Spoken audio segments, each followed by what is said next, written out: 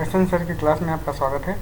आज हम चर्चा करेंगे कॉर्पोरेट अकाउंटिंग के कैश फ्लो स्टेटमेंट को, जो कि AS3 के अकॉर्डिंगली बनाया जाता है। इस वीडियो में हम कवर करेंगे meaning of cash flow, applicability of cash flow, sources of cash flow. हम सीखेंगे कैश फ्लो स्टेटमेंट कैसे बनाई जाती है और वो कैसे तैयार की जाती है। Generally cash flow statement financial management subject में पढ़ने को मिलता है, लेकिन कॉर्पोरेट अकाउंटिंग में फाइनेंशियल स्टेटमेंट का ये हिस्सा है, इसलिए यहाँ पे इसे पढ़ाई जा रही है।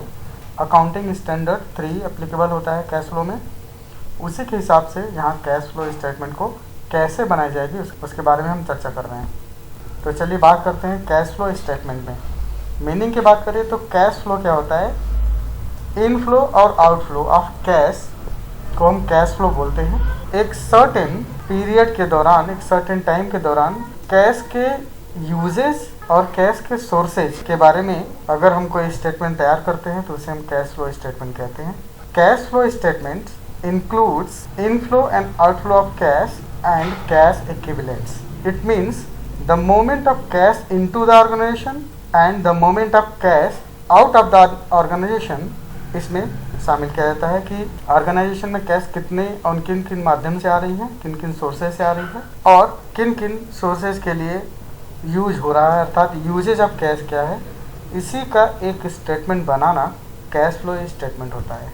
एक बात यहाँ ध्यान देने वाली बात है कि कैश फ्लो में moment between items that constitute cash और इक्विवेलेंट्स कैश को शामिल नहीं की जाती है, क्योंकि वो कैश मैनेजमेंट का हिस्सा है, ना कि operation, investing and financing activity का हिस्सा है।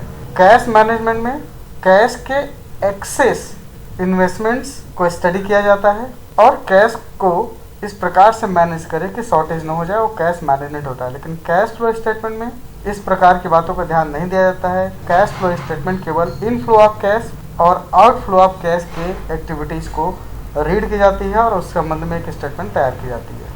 और statement of cash flow reports cash receipts and payments classified accordingly to the entities major activities, operating activities, investing activities and financing activities during the period को शामिल किया जाता है।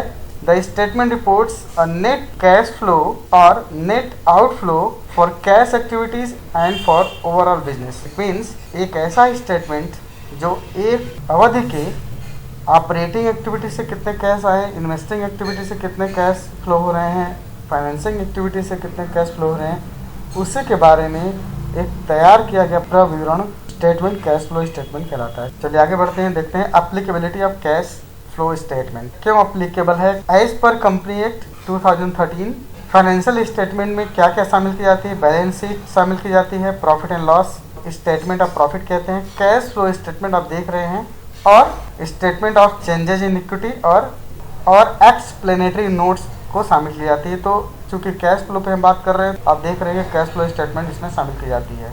इसीलिए कॉर्पोरेट अकाउंटिंग में कैश फ्लो स्टेटमेंट एक हिस्सा है, एक पार्ट है उसका। चलिए हम बात करते हैं internal source of cash flow का। Internal source of cash flow means those sources from which an organisation receives cash.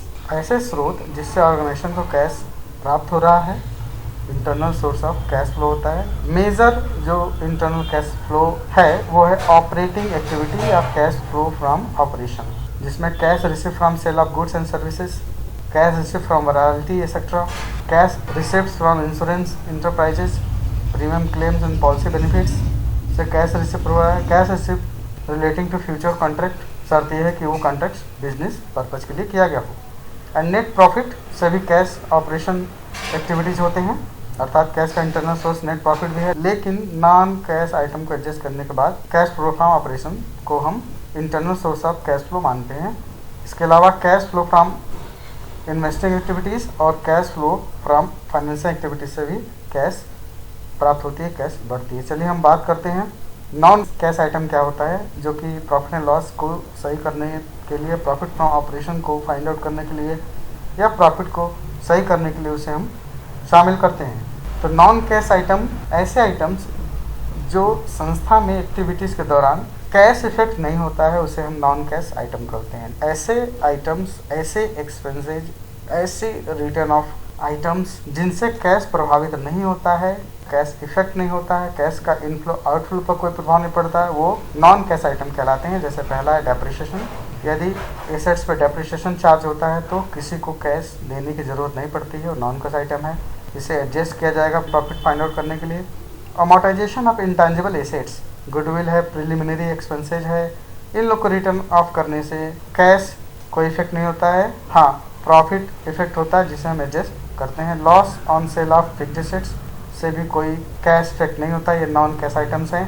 Gain from sale of fixed assets, जो गेन होता है फिक्स्ड एसेट को सेल करने से वो बिजनेस का एक्टिविटी नहीं हुआ, सेपरेट सोर्स ऑफ कैश हुआ, तो प्रॉफिट को सही करने के लिए इसे भी एडजस्ट किया जाएगा। क्रिएशन ऑफ रिजर्व्स, अगर कोई क्रिएशन ऑफ रिजर्व्स हैं जब आउट ऑफ प्रॉफिट बनाया गया है तो प्रॉफिट को सही करने के लिए उसे भी हम एडजस्ट करके सही प्रॉफिट फाइंड आउट करते हैं, सही प्रॉफिट निकालते हैं, जो कि ऑपरेशन का एक हिस्सा होता है। तो आप देख रहे हैं कि नॉन कैश आइटम्स को एडजस्ट करने के बाद नेट प्रॉफिट को सही किया जाएगा, जिसे हम ऑपरेटिंग एक्टिविटी में शामिल करेंगे, ऑपरेटिंग एक्टिविटी को सही करेंगे। चलिए हम बात करते हैं external source of cash flow क्या है। एक्सटर्नल सोर्स में दो मेन एक्टिविटी को शामिल किया जाएगा, financing activities and investing activities. Internal source में मेनली ऑपरेटिंग और ऑपरेशन एक्टिविटीज़ को शामिल किया जाता है। एक्सटर्नल सोर्स ऑफ फाइनेंस में इन्वेस्टिंग एक्टिविटीज़ और फाइनेंसिंग एक्टिविटीज़ को शामिल किया जाता है, जिससे कैश इनफ्लो या आउटफ्लो होता है। तो इंटरनल सोर्स क्या है, इशू कर दिया नए शेयर्स को कैश में तो कैश आएगा, तो वो इशू ऑफ शेयर और issue of new shares cash flow का इंटरनल सोर्स है। रेजिंग लॉन्ग टर्म लोन्स लिया कैश आएगा संस्था में, तो एक्सटर्नल सोर्स ऑफ फाइनेंस हुआ, जो बाहर वालों से क्या कैश अंदर आ सकता है। Purchasing of plant machinery and deferred payment से भी कैश इफेक्ट होगा, परचेज करने से कैश जाएगा, या सेल कर दिया एसेट्स को तो उससे भी कैश आएगा। बोरोइंग शॉर्ट टर्म हो लॉन्ग टर्म हो, बैंक से क्रेडिट लिया तो कैश आएगा संस्था में, या पेमेंट किया तो कैश जाएगा। तो एक्सटर्नल सोर्स ये सब होते हैं। इंटरनल सोर्स में मेन सोर्स जो है वो ऑपरेटिंग एक्टिविटीज़ है, और सोर्सेज ऑफ कैश फ्लो की बात करेंगे तो operating activities, investing activities and financing activities तीनों शामिल होते हैं। लेकिन इंटरनल एक्सटर्नल की बात करेंगे तो इंटरनल में मेन ऑपरेटिंग एक्टिविटीज़ को शामिल किया जाता है, और external source of cash flow में हम इन्वेस्टिंग और फाइनेंसिंग एक्टिविटीज़ को शामिल करते हैं। इसके अगले वीडियो में हम कैश फ्लो के एक्टिविटीज़ पे बात करेंगे कि कैश फ्लो का टाइप्स ऑफ एक्टिविटीज़ क्या है, वेरियस एक्टिविटीज़ क्या है, और उन एक्टिविटीज़ के आधार पर कैसे कैश फ्लो बनाई जाती है।